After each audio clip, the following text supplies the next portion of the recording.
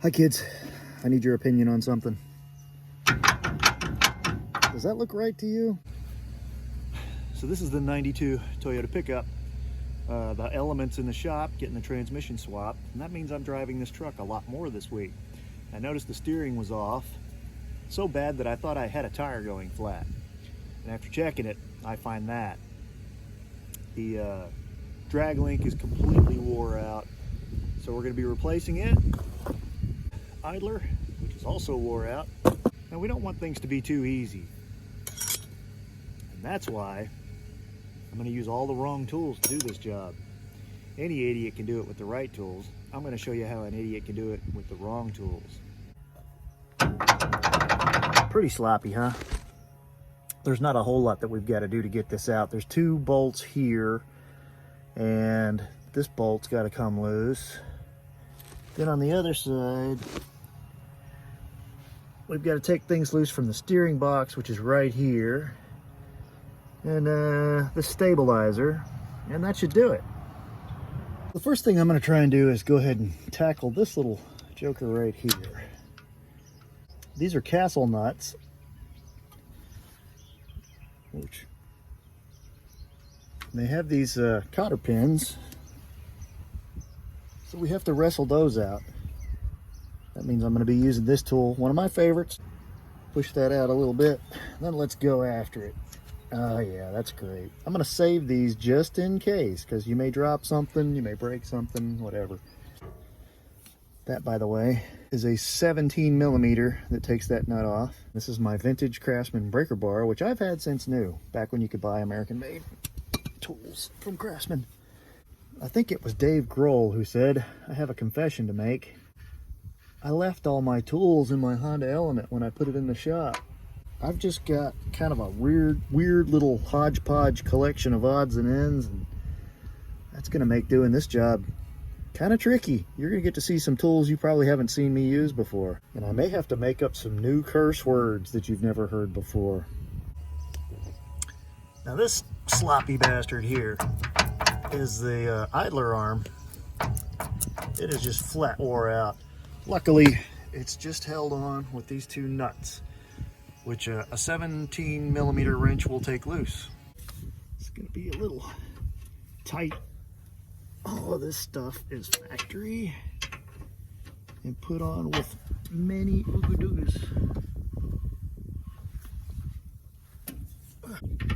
I'm telling you folks, I don't even have a ratchet right now. Should make this a little easier. So I dug through the glove box and look what I found. Another 17 millimeter. Things are looking up. Let's go ahead and get rid of this. Let's get the other one off. Let's see if I can I do it like this? Yeah, okay.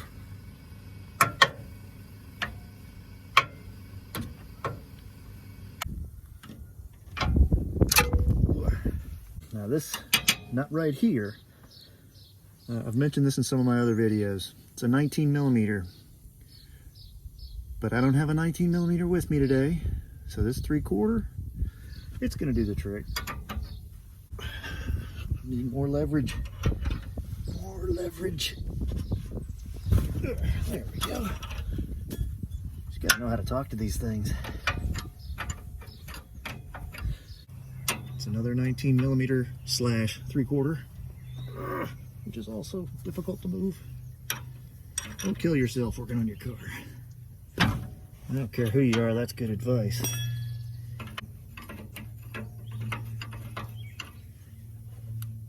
This, by the way, is the tie rod end. It's the outer and the inner tie rod ends. This thing could probably use new tie rod ends, but it's not going to get them today. This is what actually connects your steering wheel to your front suspension right here. You turn your steering wheel, this thing goes back and forth, makes your wheels go back and forth. But if this thing's in crappy shape, it only makes one wheel go back and forth. Well, now that I've got it about as apart as I can with a wrench, let's see if any of this crap actually comes off. Scrounged around and found a couple more tools. This is a sledgehammer that I use for doing some concrete work.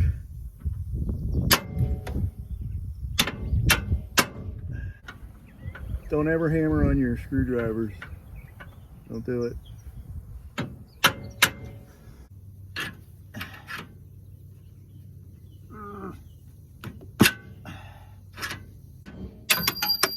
Bingo!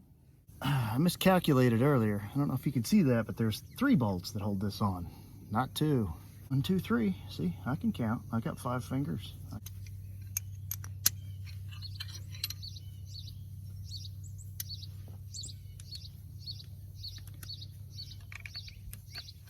This lets you make a regular socket into a wobble socket.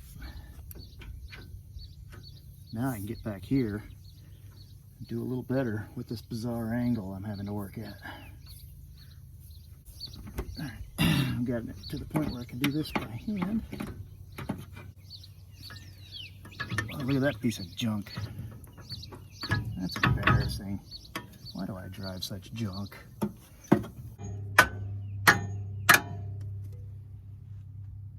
No luck.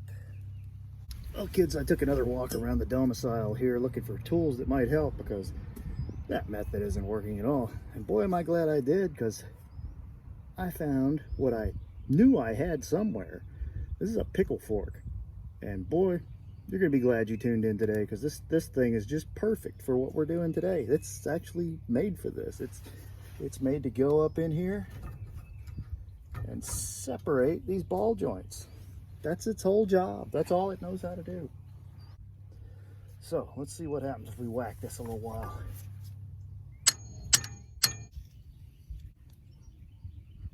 I tell you, I got a good feeling about this.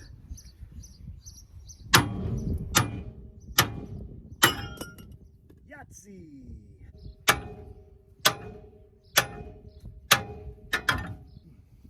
Ta-da! Ow, shit sticks.